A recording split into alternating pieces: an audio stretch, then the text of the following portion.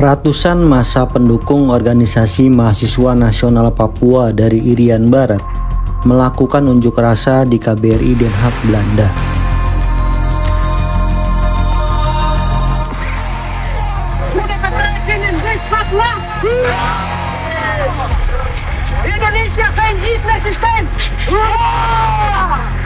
Mereka menuntut penarikan militer dari Irian Barat dan pelaksanaan penentuan pendapat rakyat PPRA Irian Barat. Unjuk rasa ini tidak bisa dipisahkan dari bom waktu Papua Merdeka yang ditanam Belanda sejak 1950-an. Apalagi pada 20 Januari 1965, Indonesia resmi keluar PBB, sehingga muncul isu PPRA tidak akan dilakukan. Keberadaan militer di Irian Barat punya landasan. Sejak diserahkan UNTEA ke Indonesia, mulai muncul gerakan pengacau keamanan GPK. Puncaknya, pemberontakan Kebar dan serangan 450 orang bersenjata ke Yonif 641 Cendrawasih di Manokwari pada 26 dan 28 Juli 1965 yang merenggut 40 korban jiwa.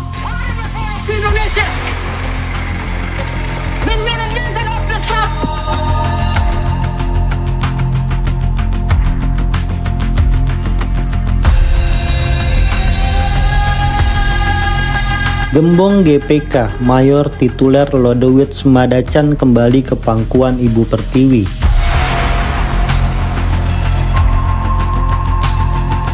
Didampingi Adam Malik, ia melakukan konferensi pers.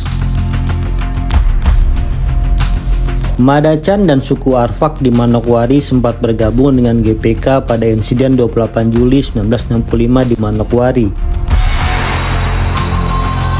Pada awal 1967, Madacan bersama sekitar 14.000 orang suku Arfak beserta 1.000 senjatanya kembali masuk ke hutan. Operasi Sadar dan tawaran damai yang dipimpin Panglima Kodam Cendrawasih Brigade Jenderal TNI Sarwo Edi Wibowo berhasil menggerus kekuatan GPK. Madacan disambut baik di Istana Merdeka. Ia menghadiahi Presiden Soeharto busur khas Irian.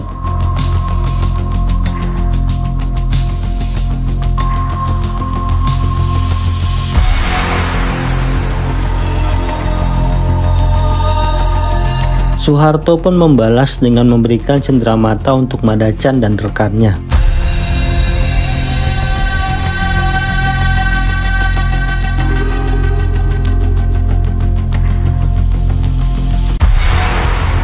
Telah meledak perlawanan GPK di Enarotali.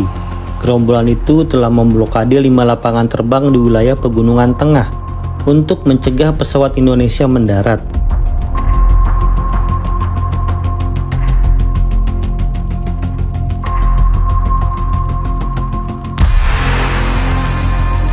Dua di antaranya adalah lapangan terbang TNI di Enarotali dan WGT, dan sisanya lapangan terbang perintis. Menlu Adam Malik meyakini GPK itu berafiliasi dengan gerakan Papua Merdeka. Meskipun Indonesia menyangkal ada tahanan politik yang ditahan, video ini menggambarkan sejumlah aktivis gerakan Papua Merdeka yang mendekam dalam penjara. Mereka ditahan karena dinilai terlibat dalam insiden GPK.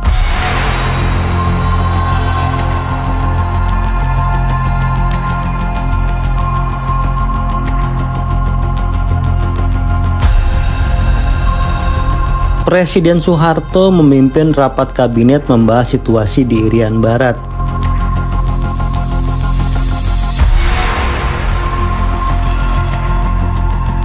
Setelah itu, diumumkan bahwa GPK telah berhasil dipadamkan. Juga keputusan untuk menaikkan gaji polisi Irian Barat.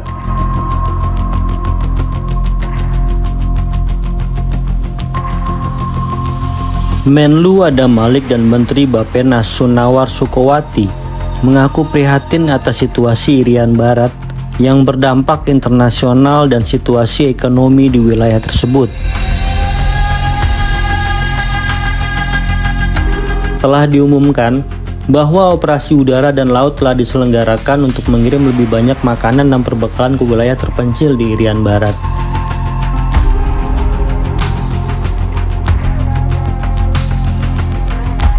Sekitar 30 pemuda Irian Barat dan para pendukungnya melakukan long march di Belanda.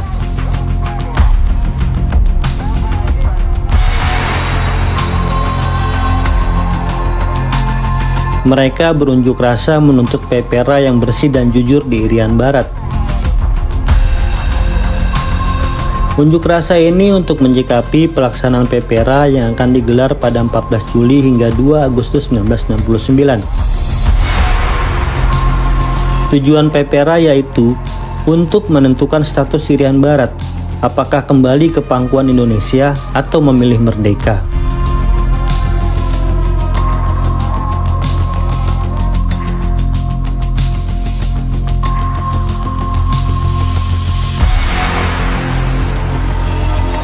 Presiden Soeharto dan Ibu Tien berkunjung ke Enarotali, kawasan yang April lalu dilanda kekacauan oleh GPK.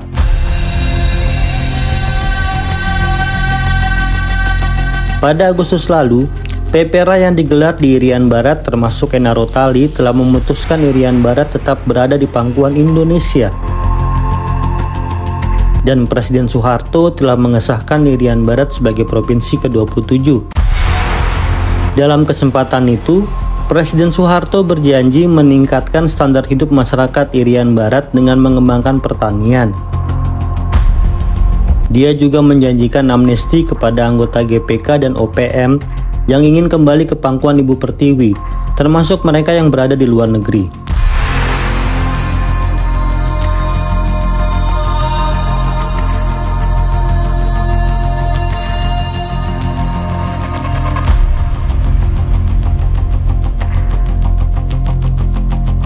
Truk yang membawa Ferry Awom dan pengikutnya tiba di Manokwari. Tampak pemimpin GPK dan Ketua Organisasi Papua Merdeka Ferry Awom mengenakan topi pemburu.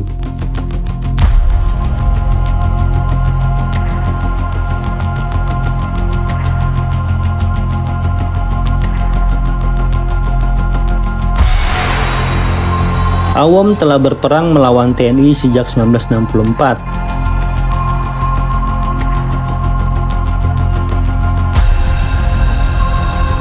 Ia menyerah bersama 154 anggota OPM, 16 kepala suku, dan 368 anggota suku termasuk banyak perempuan dan anak-anak.